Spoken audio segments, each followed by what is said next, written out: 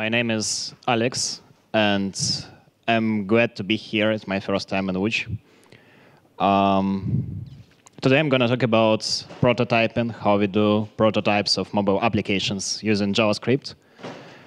And the reason why I'm staying here now is that I was lucky enough to try every popular hybrid application solution written in JavaScript, such as Cordova, React Native, and NativeScript.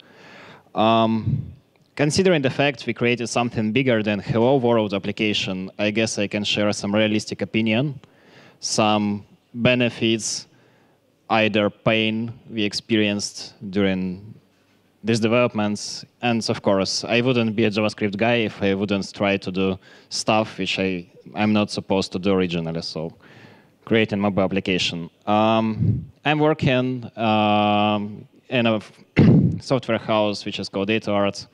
Also, I'm working on several my own projects. I will tell a little bit about them later, just to put you into context what we've done. And you can contact me.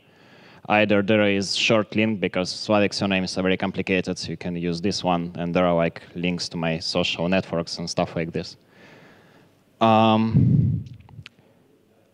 You might be confused by the first part of my presentation, but everything will be easier to understand later. Before we start, I want to state some stuff, that everything is possible, but not everything is needed. My motivation was to create some prototypes. As I mentioned before, I have some side projects I'm working on, and I had to create prototypes. And it's not something like when you are doing some big enterprise developments, when you can gather many guys and do something all together. It's a little bit about different stuff, and I want to tell you a story.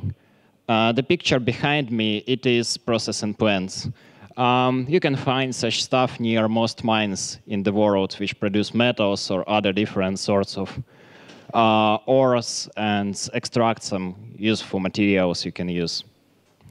Inside there are such mills which destroys all these stones, and you get some very, very tiny small sand in the ends. You put magnets and take it out of there. That's just a simplified picture how it works. It's just a small mill which has very similar mechanism, but for different reasons, purposes. And you can see that there is engine, there is a mechanism which just push the power to the mill itself. It is rotating, and there is this ore inside, and when it rotates, there are also like metal balls which help us to destruct these stones. And there is a problem behind all this stuff.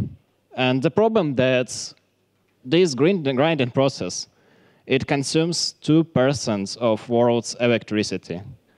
And it has ridiculously small efficiency, like just 15%. And what we are doing just some very simple neural networks which control this grinding stuff continuously, like depending on quality of ore outside, we change speed and stuff like this. And of course, you couldn't do the whole product like this on your own. You need to collaborate with business, because like you can't build all this stuff at your home.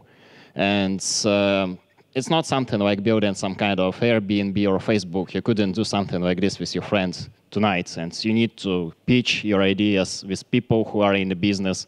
If you are coming to some mines, you need to explain people what to do and what you are basically doing, and why they need to allow you to do all this stuff, and why they need to give you money to work on this stuff. Another point, it's also about project I'm doing, like this stuff, they are machines for DNA sequencing, and they basically make digital footprint of your DNA. And there are like, you can do it at home. This device costs just $100,000. Or you can just pay company which will do this for you for $100. and give you all details. And my application basically is something what converts this data into information about your health. The reason was pretty simple. I made ancestry test, and I was really depressed that I couldn't get medical results in Poland because of law regulation. I couldn't just do it for legal reasons. So I did it on my own. And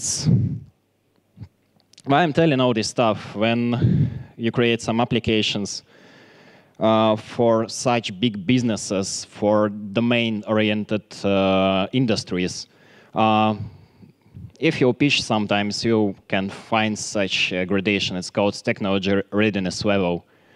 And it's gradation, like from the very beginning, when you came up with some idea to stage where you can sell something.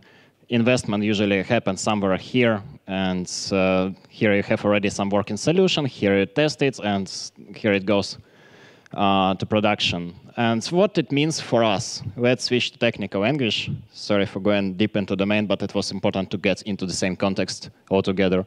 That there are steps where you are not sure that your application will work, and there is no reason to put a lot of efforts in there. And it is something what I call prototype. So the stage when you just verify the idea, you create some prototype, some very simple application, just to go check it. If it's wrong, just forget about it, create another one, and iterate till you find something big. And the problem that you need those guys, and it's basically the best reason how you can start doing something. Unfortunately, you couldn't rent shiny office, hire like 20 guys to work for you half a year just to realize that your idea is bad. The biggest problem of all those hybrid technologies in JavaScript that people expect that much, and just wrong expectations is the problem. But if you use them correctly, it's just amazing stuff. And several words about it also, that cheap and fast was never about quality. And I hope that we'll now just be on the same page, that we are talking about prototypes, but not about some one-time results. And if everything looks complicated, probably shouldn't look this way, because I think beauty is in simplicity, but not complicated stuff. Why I'm telling all this story, years ago I had this mobile phone. I purchased it, I was a teenager, and I was playing with ActionScript. It was kind of technology which allowed me to write games in Flash. And I wanted to create some game just because like I have mobile phone, it can run applications, and I want to create a game. I started looking how it works, and there was this ridiculous technology which is called Java 2 Micro Edition. I tried to compile, I spent 2 weeks and realized that no, it's for smart people, not for people like me. Now situation is different, so like we have different platforms, but we have different solutions, and as a JavaScript guy, I can come up with some idea and I can implement it. And it is what drives me really cool. And there are different technologies, and I'll try to help you differentiate them correctly. Like there is idea behind Cordova and libraries on top of it, like Ionic framework, that you write code once and run it everywhere, and totally opposite situation for React Native. It's official declaration, like you learn once and write it everywhere, and it really makes a big difference. So on the market, we currently have Cordova, we have React Native, we have NativeScript, and there is also library Vue Native. However, I never tried it, and I will elaborate about first two. And just please do not choose technologies like you choose and choose. So okay, you can ask how to choose, and let's go a little bit deeper into architecture. Please raise your hands, guys, who worked with React Native. Okay, not bad. Let's imagine we have some Vue layer in our application, and there are different controls you can use. like different kinds of buttons, views, scroll views, different kinds of inputs, switches, whatever. There is also very interesting components which we'll look into, and this component is called WebView. WebView is kind of browser which allows us to display any HTML contents inside our application. We do not have any controls like refresh page, forward, backward, but basically it's just a website. And years ago, before like React Native was created, there was another technology which was called Cordova. And they just decided to create a boilerplate of mobile application where you can put your HTML inside, install several plugins which allow you to interact with native APIs to do some camera interaction or Bluetooth connection. And it kind of worked out. And also there is some stuff behind it, what is happening behind the scenes. Like you can see that there is some plugin layers, and it's basically similar for Cordova or React Native. It's a little bit different for NativeScript, but we'll keep it out of this talk, unfortunately. And there is some JavaScript engine, which runs JavaScript code. It's a very important detail, because sometimes people think that JavaScript gets compiled. In case of React Native, it's false. You have some headless browser, not browser, but engine, like Node.js, which runs your JavaScript code and manipulates contents you have into this view layer here. It means that it kind of controls it like mannequins, which is really convenient for us. So, as I mentioned, there is JavaScript.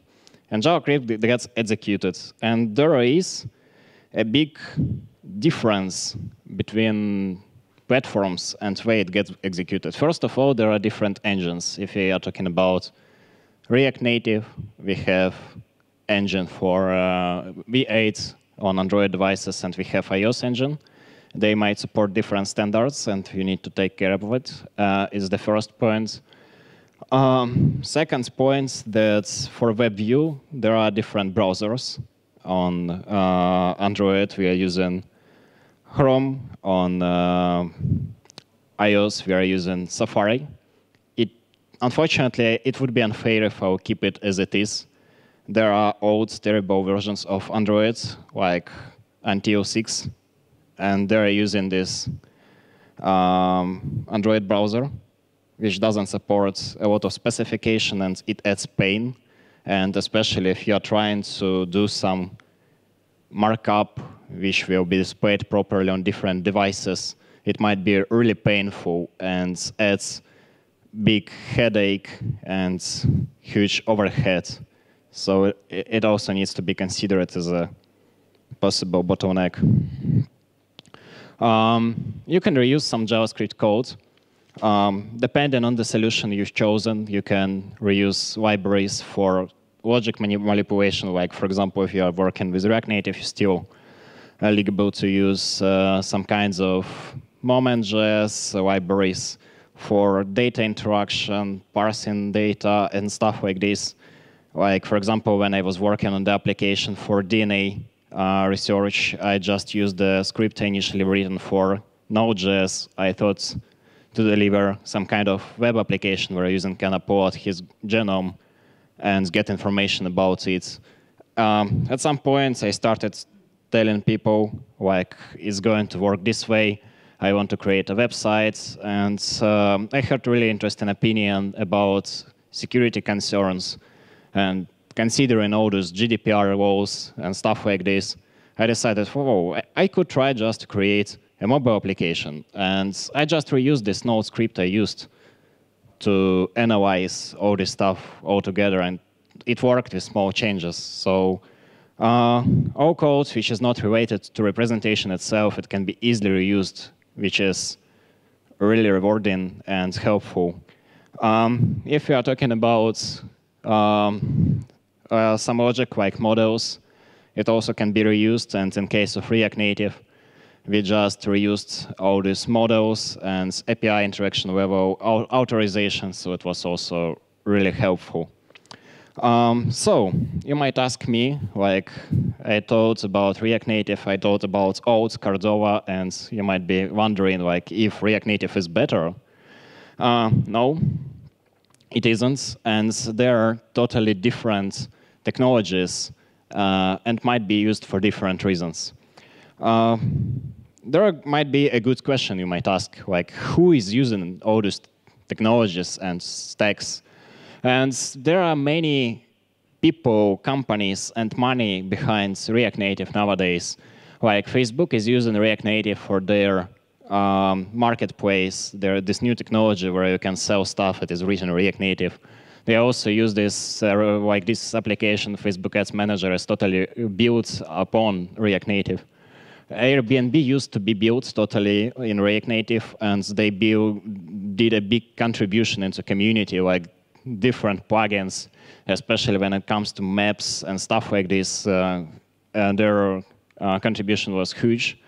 But at some point, they decided to switch from React Native to native application. It was in the beginning of this year. And there are, I think, really big reasons behind this. All those applications, they're written in React Native or using React Native as a part of brownfield application. When we are talking about Cordova applications, I try to find big examples of Cordova application. And it's not the case, actually. There is no big companies behind Cordova nowadays. There is no big money. There is no marketing. But plenty of projects, which are small ones. There were states about amounts of Android application written in Cordova, and it was about 5% 2 years ago. I haven't found anything similar but newer. But I would compare it to like something like WordPress in the web. Like everyone hates it, but it's still popular and people continue building applications in it. How we benefit from Cordova? First, it really fast starts. As a web developer, you're just trying to write some piece of code in technologies you already know. You can debug your application in the browser, just pack it, and run into target environments. What else? It doesn't require you specific knowledge. I will mention and elaborate about these points in the React section. And as for me, I found that displaying some complicated data with Cordova is much easier than in React Native. When it comes to some complex structures and you're trying to build some pie charts, and I want to have these pop-ups on high chart when user highlights, and I want to have icon in this pie chart, and I want to have some label inside this pie chart. How much time would it take? I don't know. And also, if you have some application already, you can try to adapt it into a mobile app.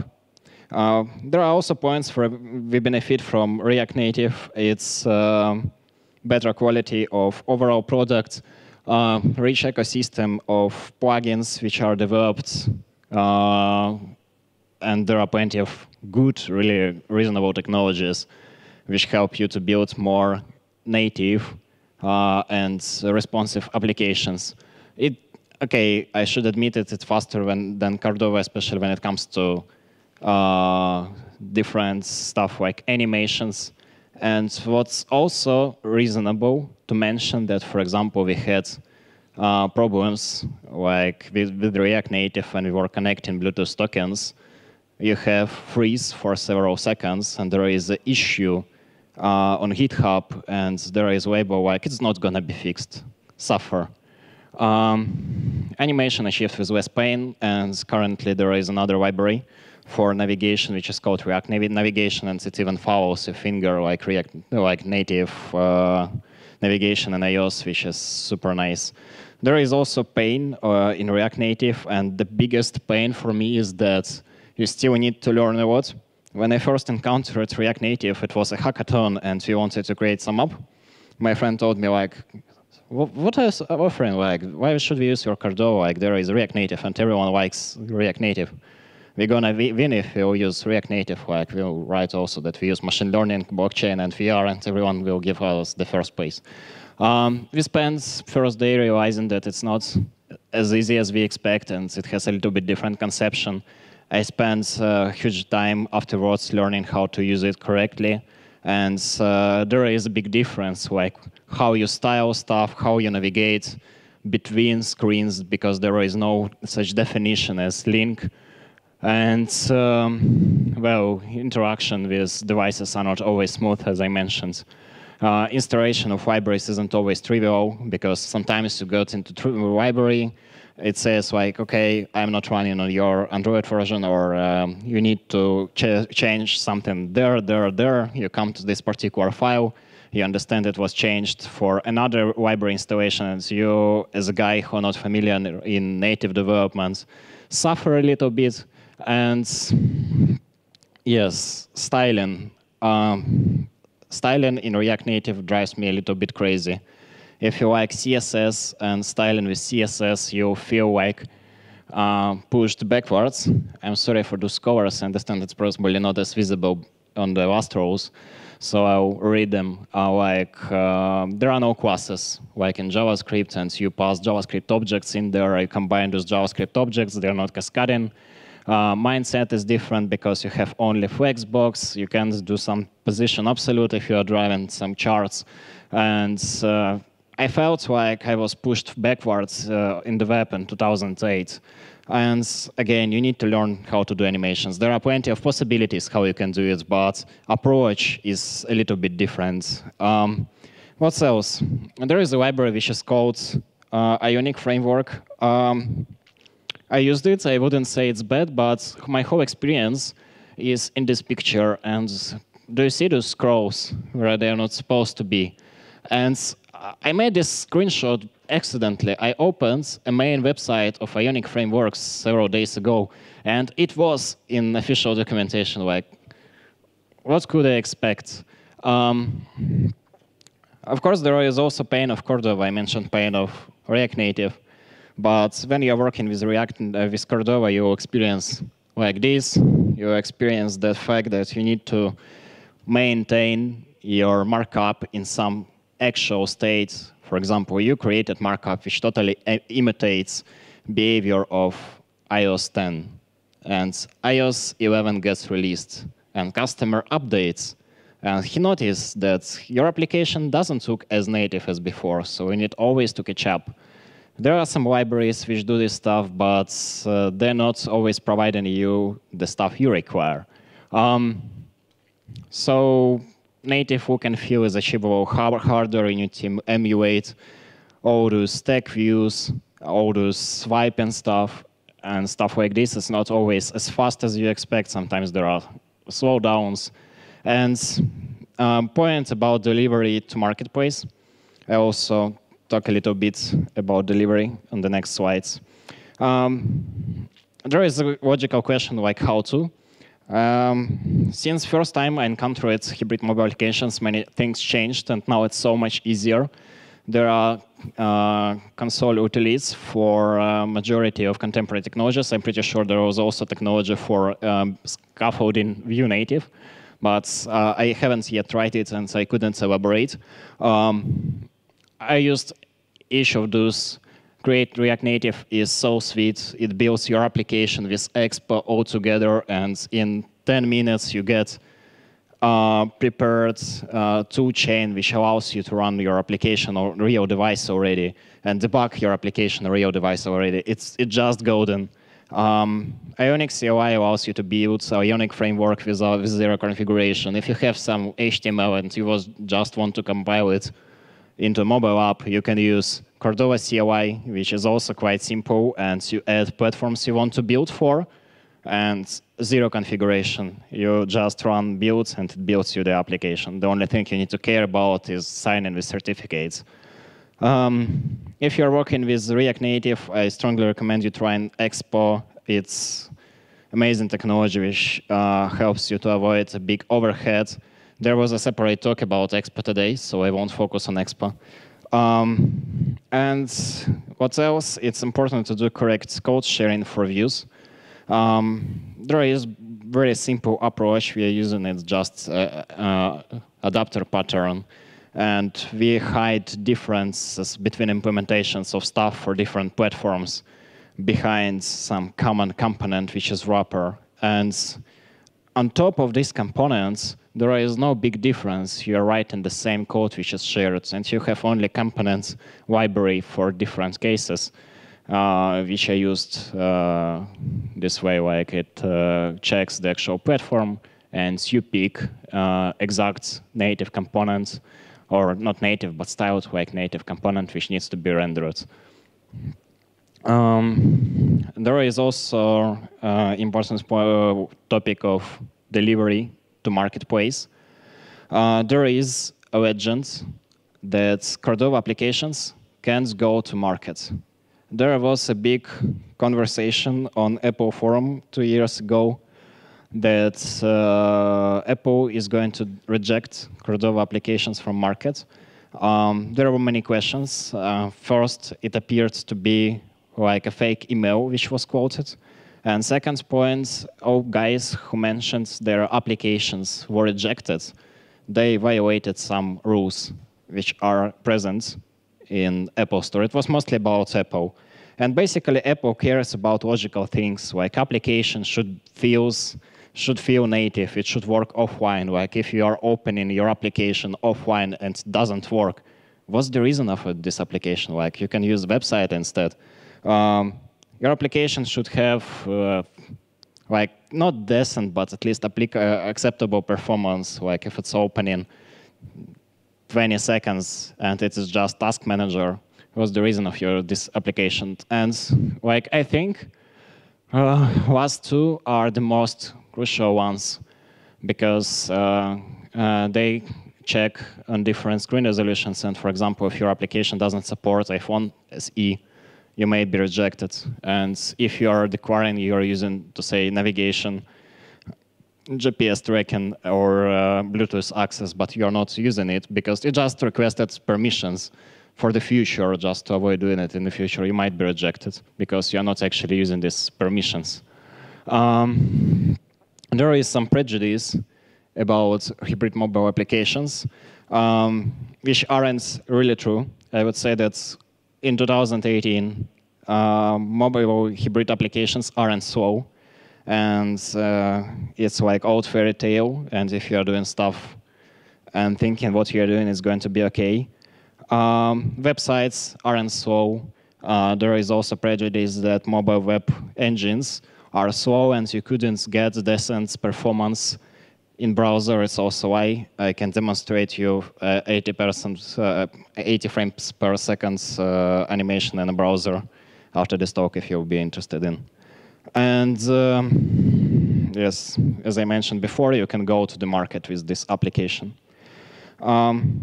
Unfortunately, it's not as good as it might appear. First big problem you experience all the time, and we still suffer out of it, is the fact that quality of libraries for React Native, for Cordova, for native script is lower than the quality of libraries, the same libraries for native applications, because they are built on top of these libraries. Like you take bugs from native library, you build plugin on top of it, you add your own bugs, and you're using it. As I mentioned, styling is a painful topic, and it also consumes a lot of energy and efforts. These points I want to elaborate a little bit, because as a front-end developer, you're coming to the mobile, and you understand you can do stuff, but it doesn't mean you obtain immediately the whole experience of mobile developer. You do not have this internal feeling that pressing button will trigger the keyboard, which will pop up and will overlap some important element which user is supposed to see when he types something. Or you don't know that, to say, such a combination of following actions like swiping left 2 times from the main screen is not that typical for a mobile user. So it also might be a concern. And that's why I'm pushing the idea that it's okay to do prototypes if you're JavaScript developers, but if you want to go far away and you want to build quality stuff, it makes sense to deliver it to professionals and to let them to do their job. And deliver it to marketplaces, as I mentioned before, I need to pay a little bit more attention than usually. To avoid being pessimistic, I'll finish with the fact that React Native itself is sweet. During the last 3 years, it changed dramatically, and it doesn't cause frustration anymore. Expo is amazing. It helped me to deliver several applications, and it helped me to start projects I'm working on now and pitch with these projects. And performance can be also improved. Like if you have concerns, there are different libraries, for example, React Native threads for React Native. And probably, in 2018, it makes sense to get rid of application in many cases. Like you have these progressive web applications, you have service workers, animations and browsers aren't slow anymore. You can send push notification to browser now with this HTML5 push API. And there is no such big spread of browsers if you're talking about mobile browsers. The market is quite simply shaped. Like big market is Chrome, Safari, which support contemporary standards, which support HTML5, and you can use a lot of stuff without transpiling. So you might ask, was it entertaining and interesting experience? Yes, it was. Would I recommend you going with it? It only depends on what you need. So ask yourself a question before going further. Thank you.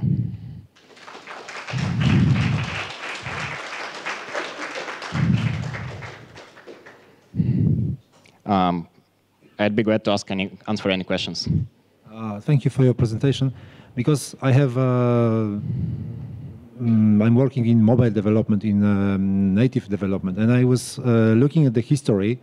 And at first, when hybrid technologies emerged, there was a hype for it, and suddenly nothing happened to mobile development like native. It bloomed.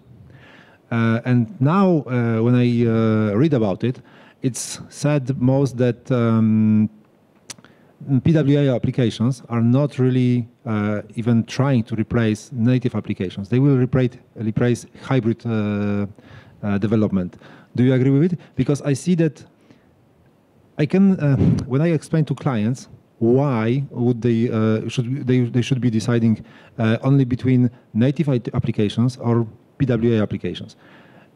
I don't even see the reasoning of giving the clients the option of hybrid applications, because you mentioned the most problems which are there, and the biggest problem is that the developers had not enough, the front-end developers have not enough experience in mobile application. That's the biggest problem. So do you see any trend of it? Like, I know it's a good experience, but do you see what I just described? Yes, I totally agree. Moreover, in a week, I'm speaking at GDG Wrocław, and I'll talk about replacing mobile applications with PVS. I think it totally makes sense, and I'm against building mobile applications in places where they are not required. Like, I had a situation where I'm coming to some country as a traveler, and I want to purchase a ticket for a bus. I will do it one time in my life, and they want me to install their application, which is like 250 megabytes, just in roaming, just to purchase a bus ticket. I really hate the situation. So I totally agree that mobile applications should be not emerged, but eliminated from use cases when they are not required. And for cases when you need just to purchase something like tickets for cinema or stuff like this, it can be easily replaced with website, with some kind of PWA. Hybrid applications make sense in case if you need to have access to APIs you couldn't access from the website. In this case, it really makes sense. But if everything you are going to create can be done in web, why should it be created in mobile application? It is my point. Okay, so I just get my answer. If you need an API, then it makes sense. Okay, thank you. For someone who's a web developer and would like to start his journey with mobile apps development, would you suggest trying firstly prototyping with tools you told us about, or rather focus on native applications? It really depends on what you are focusing on. If you are a web developer and you want to be a web developer in the future and you just have a problem of creating some mobile application in the meanwhile, then it makes sense and you can try some hybrid mobile apps. But if you're just defining what you want to do full-time and you have a view and desire to work on mobile applications full-time, it definitely makes sense to focus on native applications. However, there was a big conference 1 month ago in Wrocław, this React Native EU, and I've been there and I met many people who are full-time React Native developers, so they exist. Okay, good to know. So I have a question. Okay. You showed that the React Native apps are run on different. Please forgive my meager understanding on different engines, the Chrome and the Safari WebKit, yeah, or WebView. React Native isn't about Chrome and Safari, but about headless JavaScript engines. I see. The systems have. Is there a difference for your code that, for example, when you're debugging, something might happen differently on one platform or the other? Theoretically, yes. Practically not.